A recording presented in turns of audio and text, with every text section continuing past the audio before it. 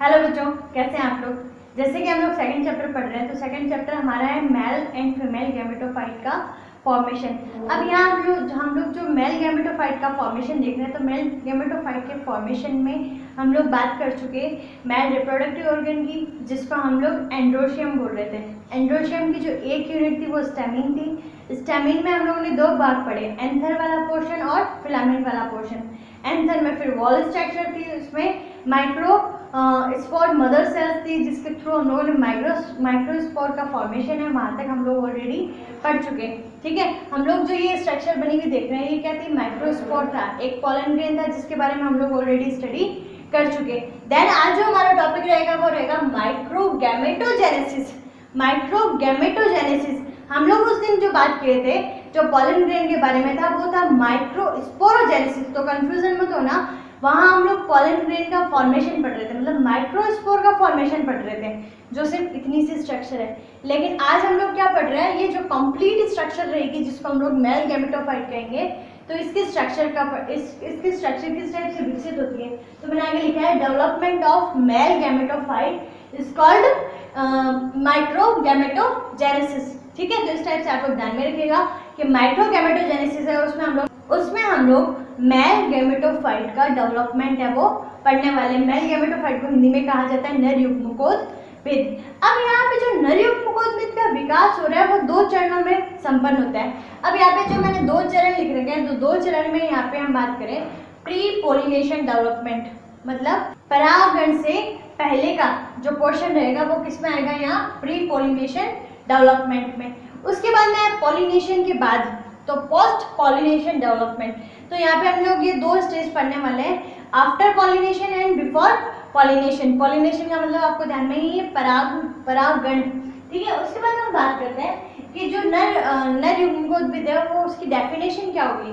तो जो जर्मिनेटेड, मतलब ये वाली जो स्ट्रक्चर है, माइक्रोस्पोर वाली स्ट्रक्चर है, यदि ये जर्मिनेट हो जाए, जर्मिनेट मतलब जो मैंने आपको बताया था कि पॉलन ट्यूब इसमें से निकल जाए। ठीक है, तो ये जो जर्मिनेटेड पॉलन ग्रेन रहेगा, ठीक है, तो मैंने यहाँ लिखा है germinated pollen grain is called male gametophyte. ठीक है, तो आप लोग ध्यान में रखिएगा कि जो ये पॉलन ग्रेन है वो जर्मिनेट हो जाए, तो जर्मिनेट होने के बाद में क्या कहलाएगा, ये नर युग्मकोद्भिद कहलाएगा।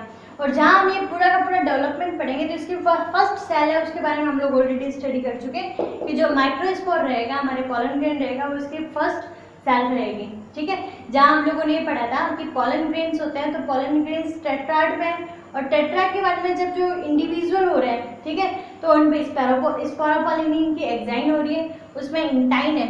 ठीक है, ये बाहर वाला पोर्शन था जो अलंकृत था, वो क्या था, एक्साइन। उसके बाद में अंदर वाला जो पोर्शन बना है वो है इंटाइन।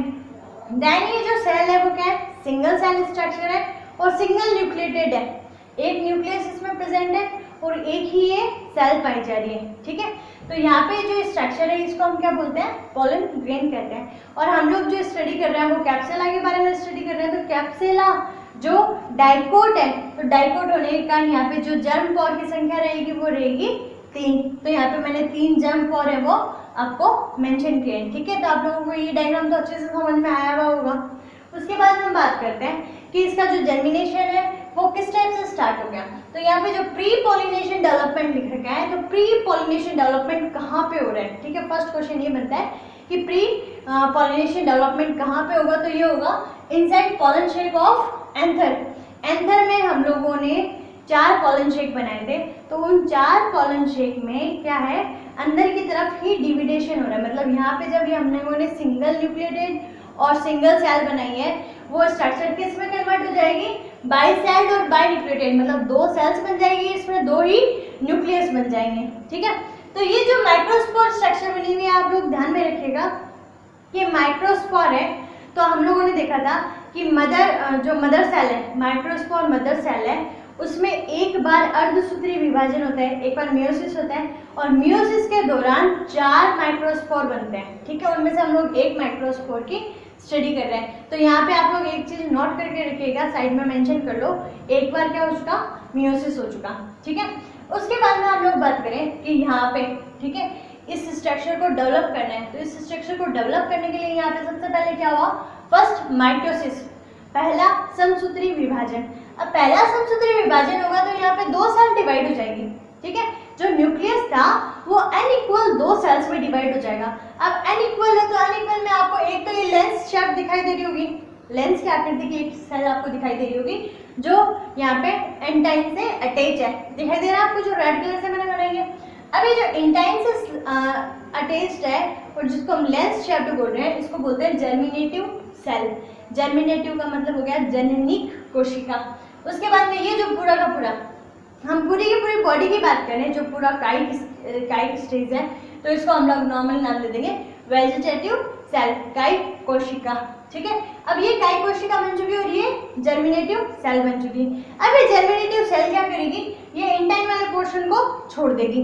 अब ये इंटाइन वाले पोर्शन को छोड़ देगी, यहाँ पे ये जर्मिनेटिव सेल है वो सेपरेट होगी और यहाँ पे न्यूक्लियस पाया जा रहा है, वो कौन सा पाया जा रहा है, वेजिटेटिव सेल का पाया जा रहा है। तो इस टाइप से ये वाली जो स्ट्रक्चर है, ये स्ट्रक्चर कैसी होगी, बाई न्यूक्लिएटेड और बाई सेल, मतलब इसमें 2 न्यूक्लियस है और ये 2 सेल वाली स्ट्रक्चर होगी। तो यहाँ पे ये जो आप लोग वेजिटेटिव सेल और जनरेटिव सेल देख रहे हैं, तो इन दोनों का आपको डिफरेंस ध्यान में होना चाहिए। तो यहाँ मैंने आपको दोनों के डिफरेंस है वो मेंशन किया है। बोर्ड पे जगह कम होने के कारण मैंने इसको इस टाइप से लिखा है, आप लोग बस बीच में लाइन कीजिए, एक साइड में वेजिटेटिव और एक साइड में जनरेटिव लिख के जो डिफरेंस है वो इक्वली मैंने आपको लिखे हैं। तो मैं आपको समझा देती हूँ कि जो वेजिटेटिव सेल है, जो काइट कोशिका है, उसको और किस नाम से जाना जाता है, तो उसको जाना जाता है ट्यूब सेल के नाम से, ट्यूब सेल के नाम से।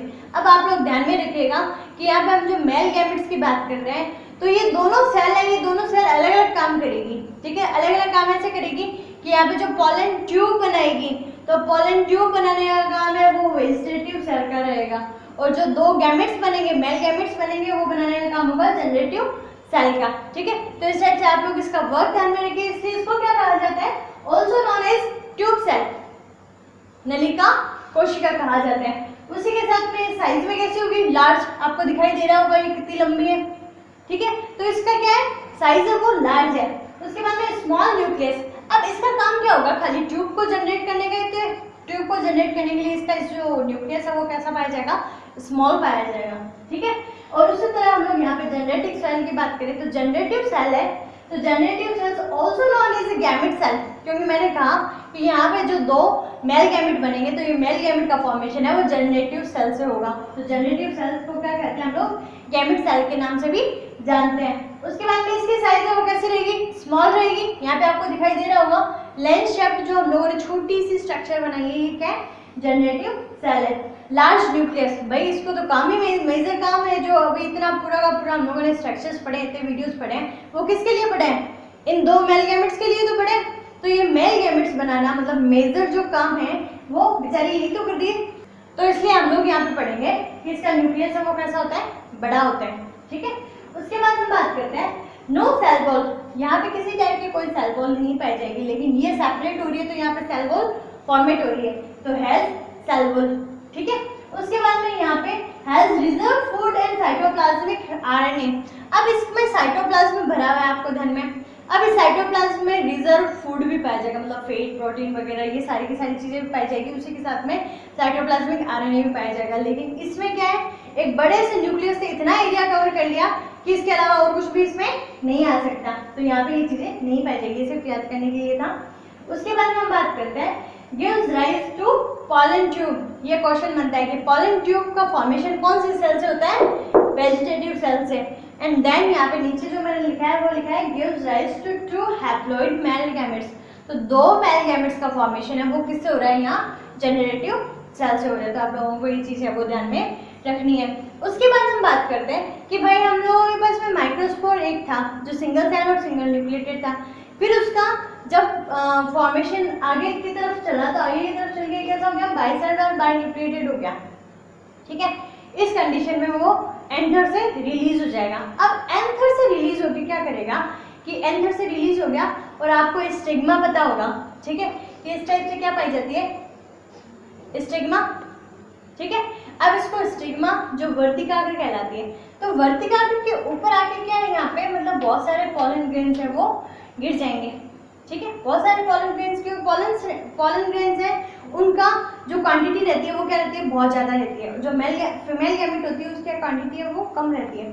तो यहाँ से जर्मिनेट होके तो एक ही पॉलन ग्रेन अंदर जाएगा, लेकिन यहाँ पॉलन ग्रेन गिर तो बहुत सारे सकते हैं। ठीक है, बहुत सारे सकते हैं। उसी के साथ में बहुत सारे अलग अलग प्लांट्स के भी गिर सकते हैं, ठीक है।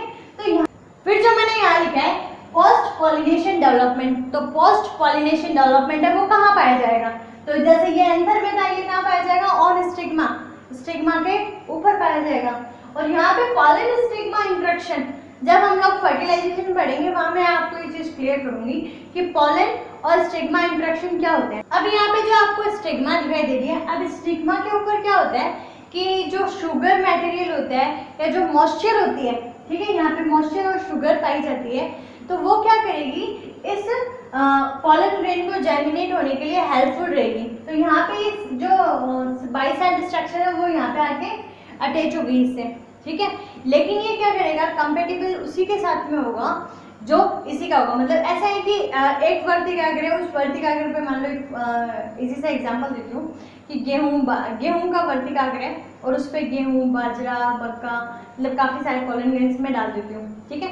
लेकिन उसका जो स्टिग्मा है वो एक्सेप्ट किसको करेगा, सिर्फ गेहूं के पॉलन ग्रेन को। तो गेहूं के पॉलन ग्रेन को एक्सेप्ट करेगा, क्योंकि फिर उससे वो पॉलन ग्रेन है वो क्या करेगा, मतलब पॉलन ग्रेन को जितना उससे न्यूट्रिशन चाहिए उस स्टिग्मा से जर्मिनेट होने के लिए वो उस पर सफिशिएंट है। बाजरे वाले को नहीं मिलेगा, मक्के वाले को नहीं मिलेगा, ठीक है। तो यहाँ पे हम बात करें, हाँ मक्का, बाजरा, ये सब लोग अलग अलग फसलें अलग अलग ऋतुओं में पाई जाती है। ये मैंने जस्ट एग्जांपल दिया था आप लोग को याद रखने के लिए कि यहाँ पे जो पॉलन स्टिग्मा इंटरेक्शन है, ये टॉपिक हमारे थर्ड चैप्टर में वापस आएगा तो मैं आपको क्लियर कर दूंगी। तो आप लोग ध्यान में रखिएगा, pollen absorb moisture and sugar content from stigma. जो मॉइस्चर पाई जा रही है, जो नमी पाई जा रही है, उसके अलावा यहाँ पे जो शुगर कंटेंट है तो उसको क्या करेगा, ऑब्जर्व करेगा। अब ऑब्जर्व करेगा तो ऑब्जर्व करने के बाद में ये जो साइटोप्लाज्म है ये क्या हो जाएगा, फूलने लग जाएगा। अब ये अंदर से जब फूलने लग जाएगा तो फूलने के बाद में ये प्रेशर किस पे क्रिएट करेगा, वॉल्स पे क्रिएट करेगा। अब वॉल्स में भाई इंटाइन है, वो तो बेचारी ऐसे ही पतली सी है। एक्साइन है, उसका तो कोई कुछ भी नहीं बिगाड़ सकता। हम लोगों ने देखा था ये क्या है, नॉन बायोडिग्रेडेबल है, ठीक है। तो उसका कोई कुछ नहीं बिगाड़ सकता, ना भौतिक चीज थी ना कोई एंजाइम वगैरह कुछ भी, ठीक है। लेकिन ये जर्म पॉर है, ये क्या है, यहाँ से थिन है, यहाँ से भी क्या है, थिन है, ठीक है। तो जिस टाइप यहाँ पे जनरेटिव सेल रहेगी जिस साइड से, तो उस साइड से यहाँ से क्या हो जाएगी, पॉलन ट्यूब बनना शुरू हो जाएगी। तो आप लोग यहाँ पे डायग्राम में देखिए कि मैंने डायग्राम बनाया, ठीक है। जनरेटिव सेल है वो भी क्या है, एकदम फ्री मजे से घूम रही है, कोई काम नहीं है इसका, ठीक है। लेकिन जो वेजिटेटिव सेल है वो तो अपने काम लगी। वेजिटेटिव ने यहाँ पे क्या बना दिया, एक पॉलन ट्यूब का फॉर्मेशन कर दिया। अब ये जो पॉलन ट्यूब है, पॉलन ट्यूब जब आगे जर्मिनेट होगी, मतलब आगे की तरफ वो लंबी होगी, तो उसको क्या चाहिए, यहाँ पे न्यूक्लियस का सपोर्ट चाहिए। तो वेजिटेटिव न्यूक्लियस है वो यहाँ पे इस पॉलन ट्यूब के अंदर आ जाएगा। तो पॉलन ट्यूब में आने के बाद में ये क्या कहलाएगा, ट्यूब न्यूक्लियस कहलाएगा, ठीक है। जहाँ वो वेजिटेटिव न्यूक्लियस था वो ट्यूब में आने के बाद में ट्यूब न्यूक्लियस हो जाएगा। तो आप लोग ध्यान में रखिएगा, पॉलन ट्यूब उसको जनरेशन है वो स्टार्ट हो गया, ठीक है। उसके बाद हम बात करते हैं कि यहाँ पे जो नेक्स्ट डायग्राम आपको दिखाई दे रहा है, तो नेक्स्ट डायग्राम में क्या होगा कि जैसे ही ट्यूब है वो जनरेट हुई, तो ट्यूब जनरेट होने के बाद में ये वाला एरिया वो क्या हो जाएगा, खाली हो जाएगा। खाली होके यहाँ से जो साइटोप्लाज्म है और जो ऊपर यहाँ पे जो सेल रहती थी जनरेटिव सेल, तो ये सारी चीजें वो कहाँ उतर जाएगी, पॉलन ट्यूब में उतर जाएगी। तो पॉलन ट्यूब में यहाँ पे मैंने जिसको ट्यूब न्यूक्लियस कह दिया, आपको क्लियर हो गया होगा, नलिका केंद्रक, ठीक है। इतनी ज़्यादा भी हिंदी मत पकड़ के बैठिए कि आप लोग आगे आपको प्रॉब्लम हो। तो मैंने आप लोगों को मोस्टली है कि थोड़ा सा इंग्लिश में लिखा है, आप लोग हिंदी में लिखना चाहे तो हिंदी में नोट डाउन कर सकते हैं, मैं साथ साथ में बोल रही हूँ, ठीक है। उसके बाद में यहाँ पे ये कोशिका द्रव्य है जो साइटोप्लाज्म है वो इसके अंदर आ चुका, ये जनरेटिव सेल यहाँ पे प्रेजेंट होगी, ठीक है। तो यहाँ पे क्या हो गए, दो कैलोज प्लग बन गए। अब ये जो कैलोज प्लग है वो क्या करेंगे, साइटोप्लाज्म को वापस इस साइड जाने से रोकने का काम। ये आपको जो दो प्लग दिख रहे हैं वो कौन से हैं, कैलोज प्लग है, ठीक है। उसके बाद में जो सबसे लास्ट स्टेज है, तो लास्ट स्टेज में क्या है, सेकेंड माइटोसिस। सेकेंड माइटोसिस होने के बाद में क्या होगा, यहाँ मेल गैमेटोफाइट का फॉर्मेशन हो जाएगा। अब ये मेल गैमेटोफाइट में यहाँ पे सेकेंड माइटोसिस यही हो रहा है कि जो हमारे एक जर्मिनेटिव सेल थी तो वो क्या करेगी, दो मेल गैमेट्स बना लेगी। अब ये जो दो मेल गैमेट्स बन रहे हैं, हैप्लॉइड है ये, ठीक है। तो यहाँ पे हम बोल सकते हैं कि यहाँ पे स्ट्रक्चर कैसी होगी, 3 सेल स्ट्रक्चर होगी, जिसमें एक तो ट्यूब न्यूक्लियस ऑलरेडी प्रेजेंट था ही, उसके बाद में हम दो गैमेट्स की बात कर रहे हैं। तो यहाँ पे कई जगह आपको 3 सेल स्ट्रक्चर लिखी हुई दिखेगी। अब इसी सेल स्ट्रक्चर को, जहाँ पे एक ट्यूब न्यूक्लियस है और 2 मेल गैमेट है, तो इसी को कहा जाता है प्रॉपर जो मेल गैमेटोफाइट कहा जाता है। अब हम बात करें कि मेल गैमेटोफाइट है, इसमें जो पॉलन ट्यूब बन रही है, इस पॉलन ट्यूब का डिस्कवरी किसने किया था? तो इस पॉलन ट्यूब की डिस्कवरी है वो जीबी एमेकी ने की थी। ठीक है, जीबी एमेकी ने किया था। और उसके बाद में हम बात करें कि सबसे लंबी लॉन्गेस्ट पॉलन ट्यूब है वो किसकी होती है? तो वो होती है जिया मेज, जो मक्का होता है उसमें सबसे लंबी पॉलन ट्यूब है वो पाई जाती है। ठीक है, तो आई होप आप लोगों को ये पूरा का पूरा डायग्राम और ये थ्योरी है वो समझ में आ गई होगी। कुछ नहीं समझ में आता है तो आप मेरे को कमेंट सेक्शन में बता सकते हैं, मैं क्लियर करने की कोशिश करूँगी आपकी। ठीक है, आपके सारे कमेंट्स के मैं रिप्लाई कर रही हूँ। उसके बाद हम बात करते हैं कि यहाँ पे जो एक क्वेश्चन है जो नीट के लेवल पे पूछा जाता है और आप लोगों को भी ध्यान में होना चाहिए। तो यहाँ पे एक क्वेश्चन है कि जो हमारा पॉलन ग्रेन है, तो मैच्योर पॉलन ग्रेन है, उसको बनने के लिए कितने समसूत्री और कितने अर्धसूत्री विभाजन होते हैं?